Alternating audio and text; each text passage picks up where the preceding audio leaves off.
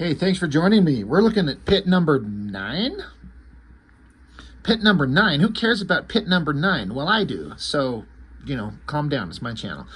It's kind of a finite series, and I kind of intend on going through all of them, because why not? Who else has gone through all of the issues of PITT on YouTube? There could be several people for all I know, because as I've established, I don't do research, because fuck that shit. But PITT started out, I think most people, when they think of this comic, we always remember the first couple issues and the crazy artwork. But as it goes on, it gets a little bit, I don't know. I don't want to say weird. I honestly couldn't tell you what happens in the later issues past any of this. So as I'm going through these for the channel, it's all kind of like, either like, oh yeah, that's right, now I remember, or it's a kind of a case of like, I don't remember this at all.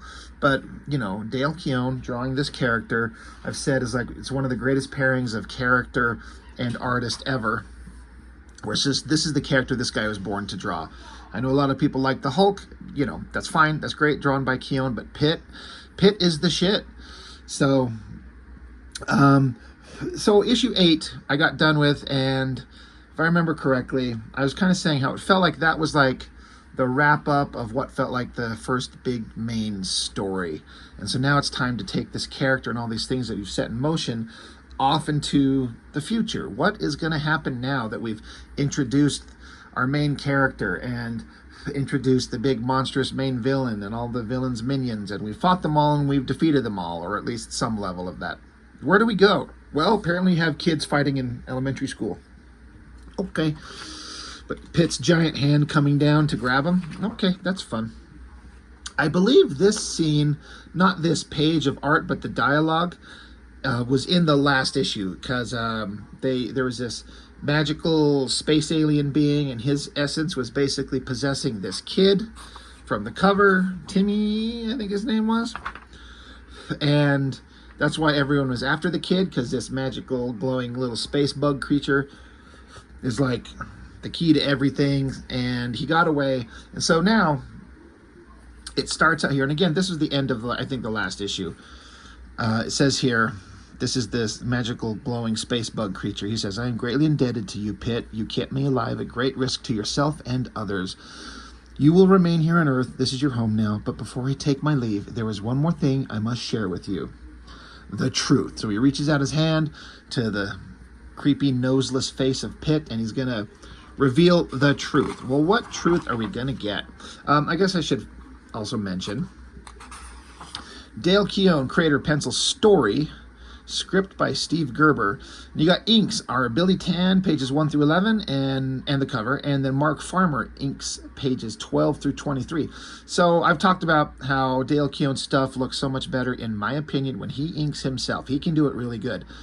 Like really good, and it's got a raw, gritty kind of look to it that just works best for himself on this character. I know I think some of these issues, if I'm trying to remember, I think Scott Williams did some inks. I think Dan Panosian did some inks. I don't remember if Billy Tan has inked him before in these books, and I feel like, I don't know if Mark Farmer's inked him before. So again, I like it better when Keown inks himself. It just looks a little better. There's nothing wrong with what we're seeing here, don't get me wrong. But, I don't know. There's just some ways where I feel it looks better. So, weird glowing bug alien guy is telling PITT about his past, which is something we don't know. We don't know where PITT came from. So it says, the journey of your essence began on this planet nearly 10 solar orbits ago. It may surprise you to learn that you were conceived not in the furnace of war, but in the gentler warmth of a joyous union. You were meant to be a loving son, not a warrior, not an assassin, not alone in the vastness of the universe. So basically you're seeing this young couple, they're pregnant. Well, she's pregnant because he put a baby inside her twice, because they've got twins. Twins are coming. So they're super excited. And as they're driving away, like, she's asking if he's nervous. And he's like, yeah, I'm nervous, but I'm excited. But again, this is a flashback, obviously. So the text from the weird glowing alien bug creature says, The male of the pair felt both elation and terror. Fatherhood was a prospect he cherished, but also an immense responsibility. He and his mate were still so young, still framing the patterns of their own lives. Though highly adaptable, most humans nonetheless rely heavily on such patterns as a framework for their thoughts and actions. To alter that framework in any way is to initiate a complex sequence of coping strategies. Dismantle the framework and you shatter the human who built it. That is what happened to Anne and Alan Bracken. So as they're traveling home from finding out they're going to be parents to twins, alien abduction. Kind of like the shot and the coloring and the shadowing. Looks pretty good. I got my noisy children out in the living room. I better shut my door. Remember, when you come to Rob Norton's channel, you're suffering through a cut rate production. There's better channels out there. Go seek them out. So then an alien ship, alien creatures, here to abduct you. It says, barely had they begun to grasp the changes that children would bring to their lives when a force beyond comprehension took the matters out of their own hands. Indeed, it robbed them of all control over their existence. Unable to move, unable to speak, they could only stare in mute horror as the alien force demolished the very context of their being and sucked them into its own. So they got abducted. Aliens took them up, sucked them up into their ship, took off. And you got this creepy looking alien ship. I think we've kind of seen this design before. It says the force was the creed. The creed. So then with arms wide open under the sunlight, or rather an even more ancient race whom the creed held in bondage. So it's saying that the creed, with arms wide open, they held these weird glowing bug-eyed aliens as slaves, and these aliens were doing the grunt work of the creed. It's very complicated. So they got the mom strapped down naked, and all these wires are covering her sexy ass body and titties, and they're doing weird alien experimentation on her, because that's what you do. But the irony of slaves trading in slaves was surely lost on the Brackens. By the time the ship had cleared Earth's atmosphere, the woman was adrift in a sea of pain. 1,000 tiny needles probed every inch of her flesh. That's what you do. While the man could not but listen to her screams and despair. And then you see creepy, pointy, gangly, stringy alien guy. He says, "She is the one, isn't she?" And the little bug-eyed aliens are like, I don't know. I guess. So then we get big old creature face shots. Pointy teeth, pointy claws. And he says, "Woman of earth, gaze upon the one who'll carry the fruit of your womb to the stars. Look into the eyes of the one who your child shall call father. Behold the face of the galaxy's future, the face of Zoivod." So that is the alien threat that I guess is supposed to be the father of PITT. So we come back to them, and basically they're saying that the soon-to-be new parents were returned to Earth, their Jeep has crashed, and they find out that she's no longer carrying twins. One of the fetuses is gone. One of the babies is gone. And there's no evidence it ever existed, it says here. It says, by the time those words were spoken, the second fetus was 10,000 light years from home. Its genetic structure had been recombined with Zoivod's. It had begun the voyage, PITT, that would result in you. So there you go. You got the origin of PITT, of where he comes from. He was supposed to be a human child of these, this man and woman, but the aliens took him and combined the DNA with this alien monster creature, and that's why PITT is what he is. And I guess that's why he's got a connection to humanity. So then Dale Keown's probably like, I am sick of drawing fucking alien abduction scenes. I need to draw PITT looking big and awesome. And here we go. Big double page spread. Pretty badass. This is a dog that showed up in issue 3. And the dog recognizes him. So they're having a little, PITT puppy moment. So that's kind of cute. And we get back to the little human boy who went through all kinds of hell and was possessed by the weird glowing bug creature. But I guess he was also left with some abilities, though I might have just spoiled it for you. I don't know if it's been revealed yet. I honestly can't remember. But the kid's kind of off. He's not just a normal kid. So he's getting on a school bus to go to school, and PITT is on the scene. He's there to keep an eye on him. He's there to watch over him, which makes sense. He feels a strong connection to him.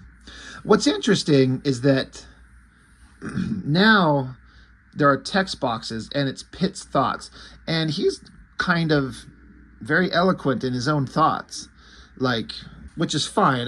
You might think he'd be kind of a big dumb monster. Like he's saying here, how could any mortal know the wonder and peace of Jerub's light and not lament its departure? That doesn't sound like the voice I would think would be coming out of PITT, but I guess he's a smarter creature than we think. He's not just a giant, violent, murderous machine like he seems like he is in every issue. PITT's thoughts continue. He says, with time, though, the boy will adjust. For me, it will be harder. Wisdom comes less easily to one whose very genes scream for battle. So meanwhile, the dog, while PITT's over here having a heartwarming soliloquy about his thoughts on the kid, the dog's sniffing up something and being a good boy. He's a good boy. He's digging up something out of the ground here. What does he find? There was this alien assassin creature thing from book 2. And this is its severed head. So PITT's like, have you ever wondered what PITT's voice sounds like? He's like, he must be like, now what? Have you exhumed some creature's rotten, nasty remains? I don't know. Maybe PITT has a grumbly sounding voice with like an Australian accent, because why not? He says, bad dog, that's the head of the Creed bounty hunter. One can never be certain if these space scum are dead or just recharging. So the severed, rotting head that's been here for, what, weeks, months? I don't know. The little technological doodads around it pop up. Uh-oh.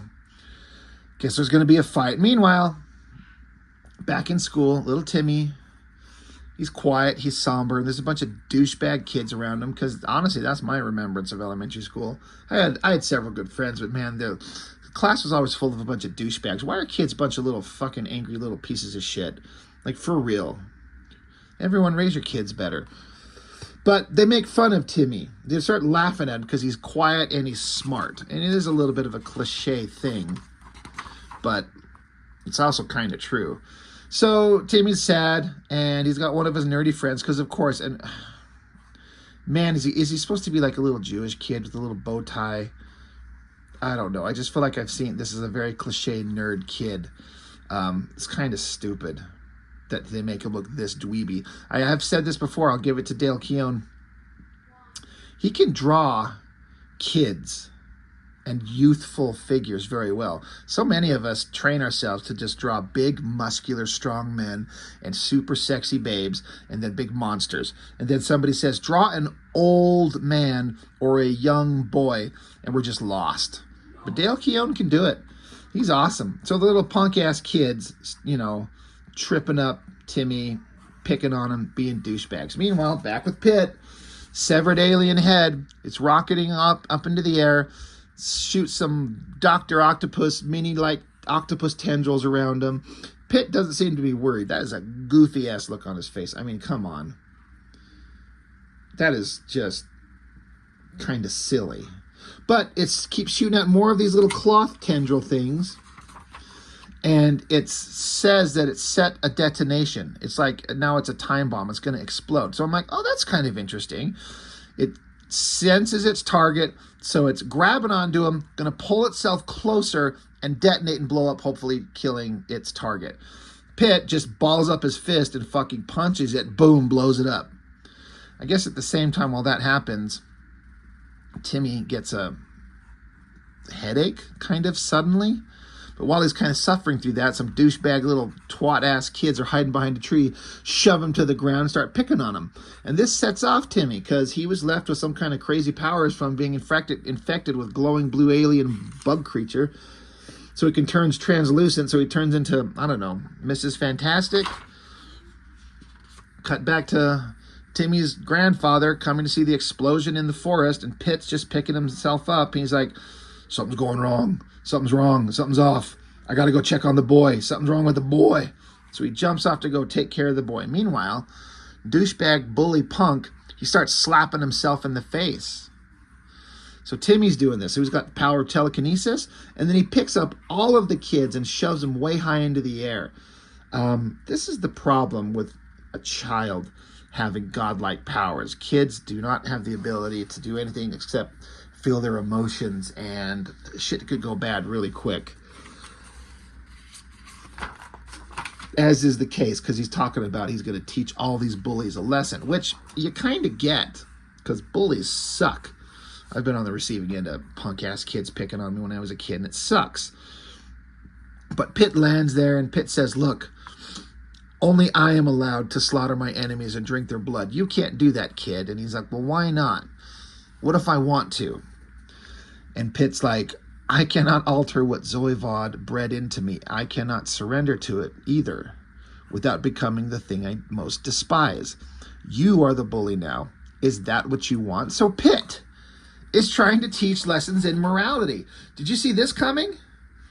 I don't know that Pitt has ever been this articulate or moral in the entire series up to this point. Like, I get it. He's kind of learned, and he's not a big, dumb, brutish kind of idiot. And everything he says, I agree with. Like, he cannot separate himself from what he is, but he cannot give in, because if he does, you're going to become the thing that you hate the most. So he's like, hey, Timmy, do you want to be a bully? And look at this creepy, evil alien, like, glowing eyes. That's a really good drawing. And the kid's like, they started it. They always started. They hurt me. They hurt everybody. And then they laugh about it. They got to learn their lesson. They got to, like he's going to say, they got to die. So again, you can understand where this kid's coming from. These fucking punk-ass kids need to be taught a lesson they won't forget. Well, I would say that they have. But Timmy comes back to his senses, and then the kids fall, and Pitt catches them. So, you know, there are no dead children in elementary school today. They all run off. But now Timmy, he's pissed off. He says, it's your fault I've got this power in my head. Every time you show up, something goes crazy. What do you want from me? So he starts freaking out and turning into the Invisible Woman again, making Pitt hit himself, I guess. And so now he's a glowing skeleton. And he says, I want to know, Pitt, all of it. Who are you? Where you came from? And why you won't leave me? Why you won't let me alone? And you're going to tell me, because I can make it hurt a lot worse. So again, kid's losing his mind. He's going ape shit, and he's threatening Pitt to, like, explain everything to him. And that's the end of the book. So, all the back matter is kind of pointless. I saw this thing, become a charter member. Look at this terrible font that's bleeding together. It's barely readable. Become a charter member today of what? Pacer?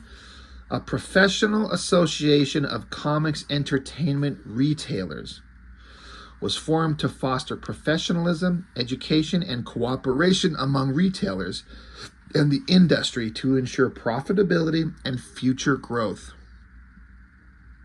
Really? Yearly membership dues, $250? Fuck your ass. Who the hell ever paid that?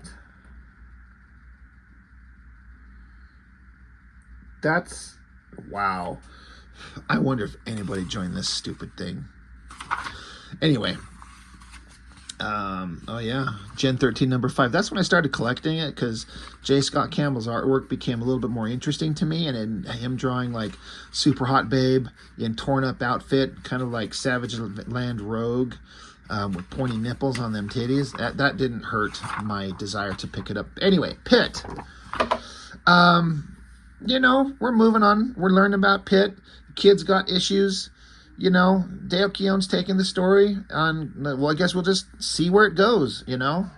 I'm kind of curious myself, because like I was saying, I don't exactly remember where the whole series goes. I collected everything. I collected every issue as long as it was going.